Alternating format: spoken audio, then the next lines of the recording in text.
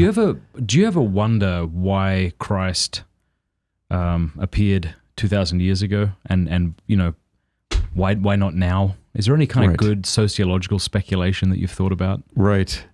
Well, there's different reasons. I mean, there's the chronology of the coming of the Messiah that was revealed to Daniel. Right, but I mean, from all eternity, God knew he was going to show up in 2020. Why not do that? I know this is an answer we're just speculating about, but right.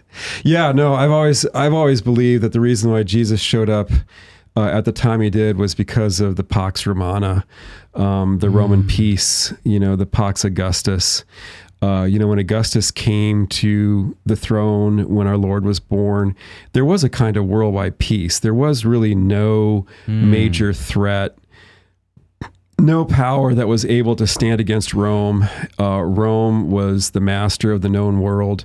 They were great road builders. They were great letter writers. They had a high literary culture. They admired the Greeks. They advanced Greek learning, and so you're living through a cultural golden age. It was a golden age of literature, a golden age of learning and technology, and you had the ability to travel and spread the gospel through the known world. Okay, look at how easily Paul can travel. Paul can travel from Syria all the way to Spain. And he can be safe doing it. He can just book a passage on a boat. He can travel along the Roman roads. This really facilitated the spread of the gospel. If our Lord had appeared in a different age, if he had appeared like the early medieval period when you have the breakdown of communication, really would have hampered the spread of the gospel. But I think that social conditions were just right for the rapid spread of the gospel throughout the civilized world. You also had the invention of the book, and this was a providential invention. We take this for granted. We usually think of a book as this, but technically this is a codex. What is a codex? A codex is a book made not as a scroll, because a scroll is a book, but scrolls are clumsy. Scrolls can get crushed if you put something on top of them. Scrolls can only be written on one side, because if you write on the back of them, the ink smudges when you roll and unroll them with your hands. Check this out. This can be written on both sides of the paper. This is like double density. Some of our viewers are old enough to remember double density floppy disks that had an entire 0.5 meg on them. 512K, man. Wow, there's no end to that. But anyway, double density stuff. But you can get twice the amount of information on the same amount of paper because you can write on both sides. It's also random access rather than sequential access. I remember as a kid having to work with cassette drives to save information, where you had to move around, and rewind and fast forward to get. But and then floppies came out, where you could drop down the head of the floppy on anywhere on the disk as it was spinning around and instantly get your stuff. But look at this, we can instantly go to Revelation, and then I would go to Matthew, and then back, and try doing that with a scroll.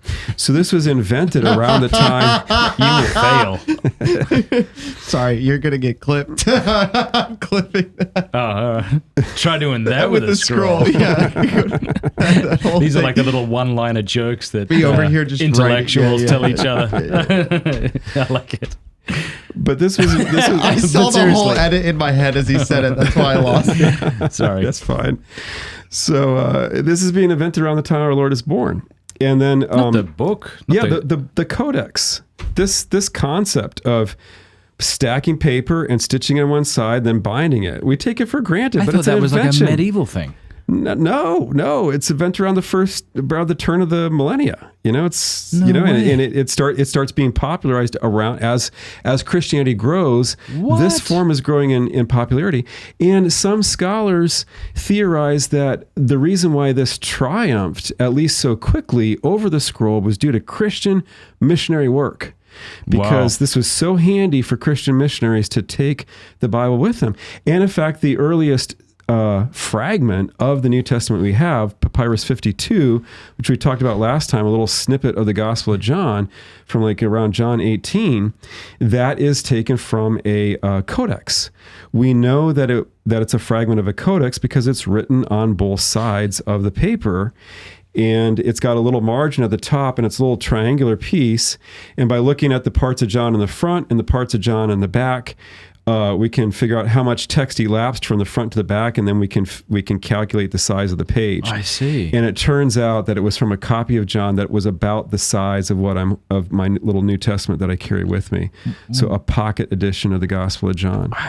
You've taught me something completely new. I had no idea. Why wouldn't you have the same problem of smudging? Like you said on the scroll, you can't write front and back. Because with a scroll, when you roll it with your hands like this, okay. you know, okay, and with the page, like you never have to place your fingers on the page. You can just flip. Hey, thank you so much for watching. Before you go, do us a favor, leave a comment, let us know what you thought of the video, like, and subscribe.